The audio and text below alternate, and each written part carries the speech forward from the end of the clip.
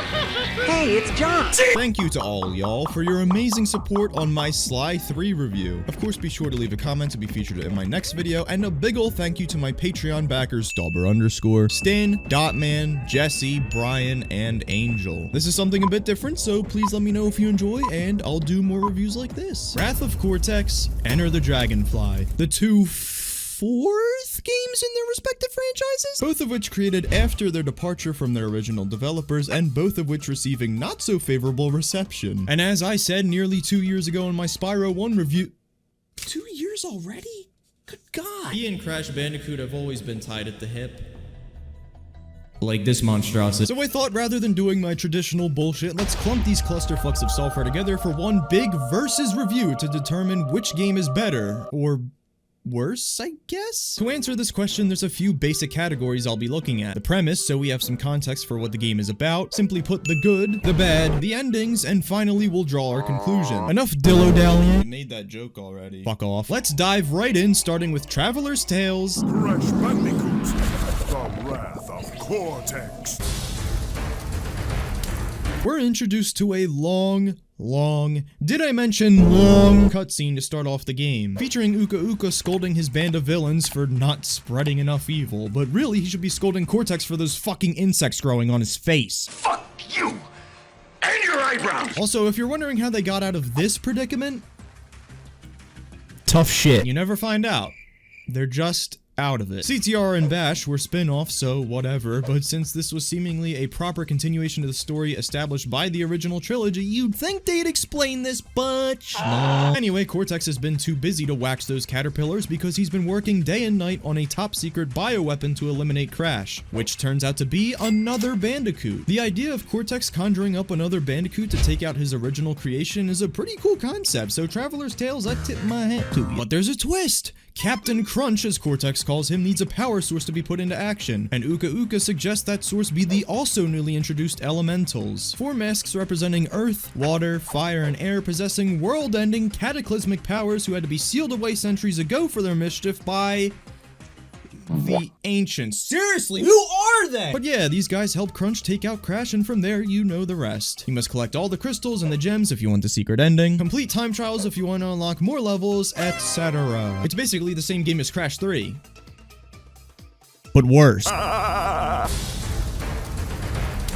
Ironically though, I think Crash actually controls better here than he does in Crash 3 or almost any Crash game for that matter. His jumps have just enough float to them and just enough distance, and the only thing really missing here is the snappiness found in Crash 2. Crash 3 is just a bit too floaty for my liking. What is most definitely to my liking, however, is the fucking music, which is genuinely probably my favorite in all of Crash. It's at least tied with Twinsanity, but that soundtrack is so unique it's hard to really compare, but trust me when I say the music here is absolutely killer. It's probably even my favorite of any game I've reviewed so far. There's also a killer brand new vehicle for the series introduced here known as the Atmosphere, and it is ballin'. It controls super well, not feeling too heavy or too light, so you can whiz through the levels fast, but also stop yourself on a whim. It's honestly one of, if not my favorite vehicle in the Crash franchise outside of animal riding sections. As you may have noticed earlier, the real Crash 4 follows the same warp room format as Crash 3. But the cool thing about these warp rooms is that the final level in each of them is one of Cortex's bases themed towards that room's respective elemental mask. So the first warp room takes place in this mountain base for Rocco, an underwater base in the second room for Wawa, the third room has this fire base thing for Pyro, and the fourth room for Lolo takes place on an aircraft. Granted, some of the levels aren't the best, but it's a cool idea and I appreciate it nonetheless. On the other hand, some of the best levels in the game belong to Coco, who you can play as on foot for the first time ever. But what about fuck off? Her moveset isn't as large as Crash's, as she can't use any of the power-ups he obtains, and her version of sliding is the most useless kick I've ever seen. Regardless, her levels are really fun, like Bonsai Bonsai, which is this very cool, tranquil environment with unique overhead elements, considered shadows, great platforming, and a pretty challenging gem route. Then there's Tsunami, where you have to use a scooter to run away from this massive tidal wave, which is fun, but at the end there's a blue gem route you can take for another gem while maneuvering your way through the carnage caused by the disaster. It's pretty great. There's Avalanche starting off making making your way through a ski resort before slipping down the slopes avoiding nitro, and finally snatching your snowboard and waving your way through flagpoles to grab another gem. But while Coco has some great levels, Crash has his fair share of them as well. The Gauntlet had great music, but what level doesn't? Competent obstacles, a challenging death route, nice platforming, and an overall memorable layout. But my favorite level in the game By far. has to be Crash and Burn, beginning way off in the distance from an erupting volcano, but then traversing your way up and around it across pits and pools of lava. And the bonus route gives you a great backdrop of the ensuing chaos. It's one of the few brief bits of the game.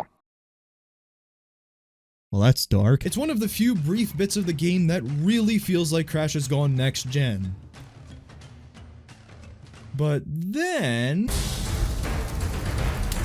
Okay, for starters, this is a general accusation, but much of what's wrong with this game is that it somehow replicates much of what the previous Crash games did, but worse. Exhibit A. Aku Aku's invincibility. You don't move faster, it doesn't last as long as it did before, and you no longer sip up Wumpa. Fuck you. Exhibit B. The monkey bars. Christ, what the fuck did you do to the monkey bars? I've seen crawlers playing zombies move faster than this. Why did you make these so mind-numbingly slow? In small increments like this, they're alright, but sometimes you spend minutes of levels just doing this. It's awful. Exhibit C. The enemy placement in this game is incredibly jarring. There's so many instances where you don't even have to bother attacking these guys because you can easily walk around them. It's very poorly thought out. And some of the enemies are even none other than some of the most famous Crash villains. That's right, you don't get to fight them, which I'm actually fine with. But if you're not gonna use them for that, then why reduce them to this? This is just sad. You're supposed to be the master of time and space entropy. Don't you have standards? Exhibit D. What made those villains work and stand out was their distinct personalities and diverse designs. In Crash 3, they'd even taunt you and mock you. Uka Uka and Cortex gave me orders to bring the crystals to them during the Ice Ages.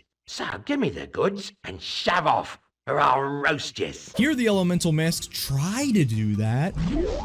Leave my levels alone! And it doesn't work at all. Plus, most of their fights are either simply boring or crappy knockoffs of other better fights from before. With the exception of Pyro's, which was actually kinda hard, but that's mostly because of this cheap crap. Exhibit E. You have to recollect the power-ups you just received the previous game, and there's only one new power-up, and it is one of the worst things I've ever seen. Christ, Crash 4 made a mockery of this, and even later on in the game it becomes useless anyway since you can just jump and glide over it. And what's the point of even getting rid of the super belly flop with this if you're just gonna add it in at the end of this death route anyway, and it doesn't even affect the gameplay? If anything, why not give the player all the power-ups from the get-go with the exception of the bazooka and speed shoes? Then design every level with the double jump and tornado spin in mind. Get creative! And hey, you know what? They did get creative. Too creative because there is an overabundance of vehicles. I'll give them credit for splicing some vehicles into Crash and Coco levels rather than giving them all their own individual levels like a bunch of stuff in Crash 3, but don't worry, there's still plenty of that. Here you've got individual plane levels with tedious as all hell lock-on controls, a race with a Jeep that's more slippery than a lubricated snail. Granted, it's fun to race, yeah, but trying to hit all the boxes? Hey yo, what the fuck? A space aircraft theme level where the guys will crash into you out of nowhere and tank your health, just like the returning underwater levels, which are way too big with either nothing going on or are filled with enemies that just blindside you or just have no reason to be included at all. And rather than piloting whatever the hell this cool thing was, you now get this bulky bumbling oaf of a submarine. And the time trial on the second underwater level? Fucking forget it, because like I said, the enemies completely blindside you at times, so now that you're on a time crunch, you can't even play it safe. You just have to keep projecting torpedoes, hoping they'll clear out any hazards ahead of you, and most of the time that still doesn't help. And even if you see something coming towards you, suck a dick because you're still gonna die because of how long this palooka takes to turn around. But okay, let's say you put up with all that, you get all the crystals, the gems, and relics from every state. Oh, that's right, I rage quit Coral Canyon. How good are those levels you've worked so hard to unlock gonna be? This is literally the Gauntlet, but as Coco in the dark. The Gauntlet was cool, and this level has one of the best soundtracks I've ever heard.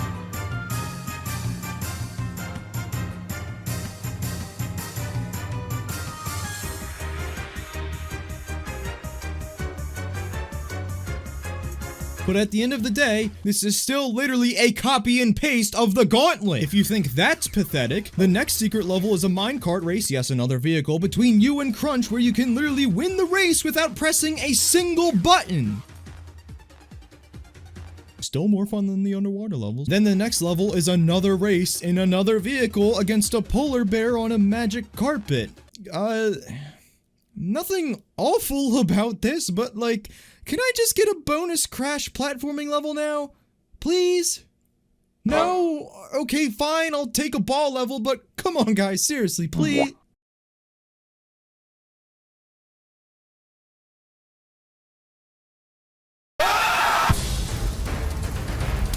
The final boss in Wrath of Cortex is actually pretty tough until you realize you can just sit up here and avoid a majority of the attacks without doing much. Basically, you face off against all the elemental powers at once, and once Crunch gets tired out from using them all, you shoot him, which causes him to bonk Cortex to the floor below, and you have to attack him? How does that make any sense? You literally could have just left it at having to shoot Crunch. Once you beat him, Uka's like, psych, he didn't have the gems, we can still win, but I actually did get the gems, so the ending you get after collecting all of those has Uka blasting Cortex in a rage and Crunch being freed from Cortex's mind control, leading to Crunch escaping with the gang, and Uka and Cortex taking an escape pod off the ship and landing in Antarctica. Developed by Check 6 Studios and Equinox. Enter the Dragonfly kicks off with... Boy, that's one way to start off your game. Screaming. It's just like my videos. But seriously, can we just imagine the script here for a second? Balloon floats by. Hunter screams in terror. But then Ripto, who was last seen burning alive, suddenly resurrects from the dead and Hunter's dancing like he's at the junior prom. I mean... wouldn't be the first time someone survived falling in lava, I guess. Whatever, this guy's back now. Okay, Ripto, what can I do for you? Back to what I was saying. Well, what do I want this time? I'm glad that you asked, Purple Pants. Okay, I want to finish this video before 2084, so basically Ripto says he's here to steal the dragonflies because the dragons are worthless without them. So he uses his scepter, which malfunctions, I guess? Well, that wasn't supposed to happen. And they all disappear. Oh no, not Sparks, we better go find them. Hey, look at Sparks! Yes, really. That quickly we're reunited with him. Couldn't save the tutorial level for finding him at least, you just chuck it in a cutscene immediately after his disappearance. Whoop-de-fucking-do, dog. So we venture throughout the dragon realms, catching the lost dragonflies, collecting gems, and yeah, you know, the typical Spyro format, basically.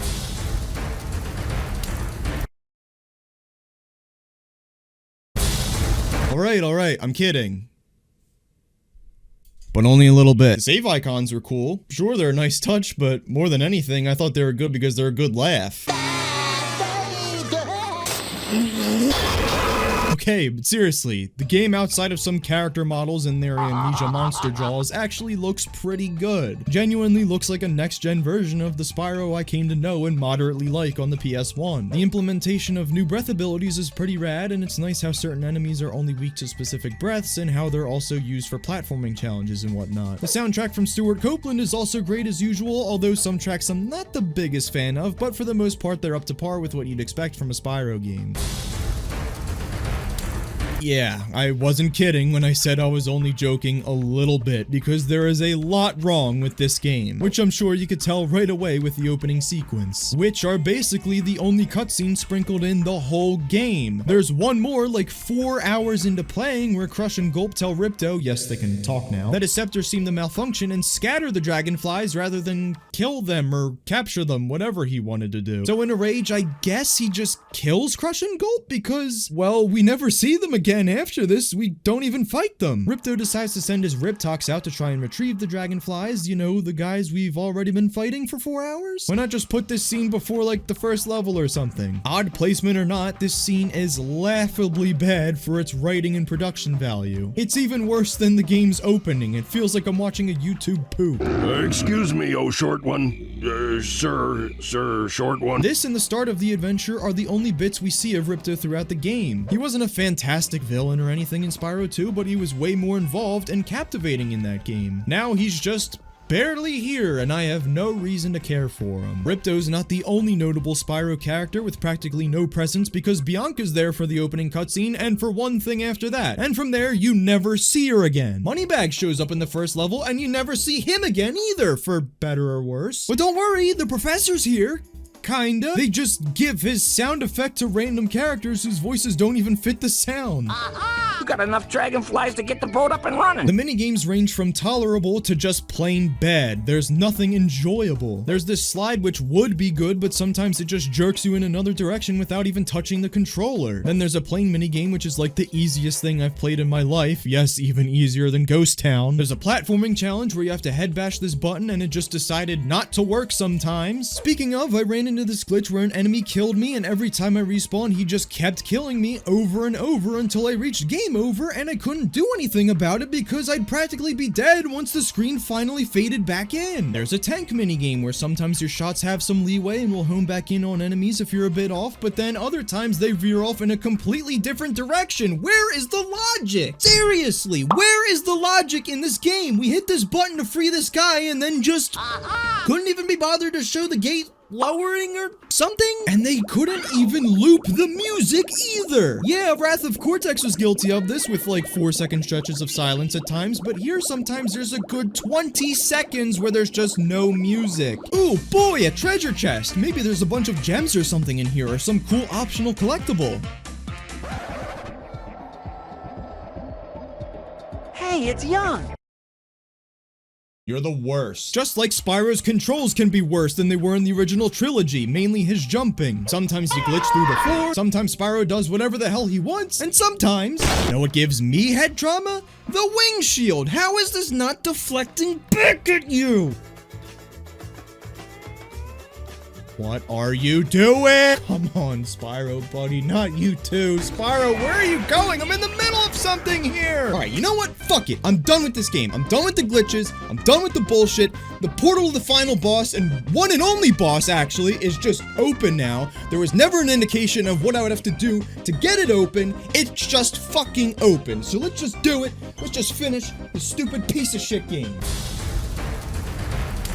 Once you hop through the portal, you're greeted by Ripto, who puts up a shield and you just have to flame it over and over and over again until it deactivates, flame him, and then he says, The magic of dragons can't last forever, can it?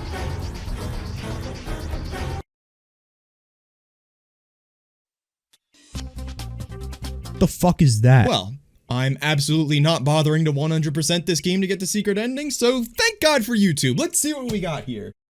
Okay, Ripto escapes, I think? Spyro winks at the camera. Credits roll.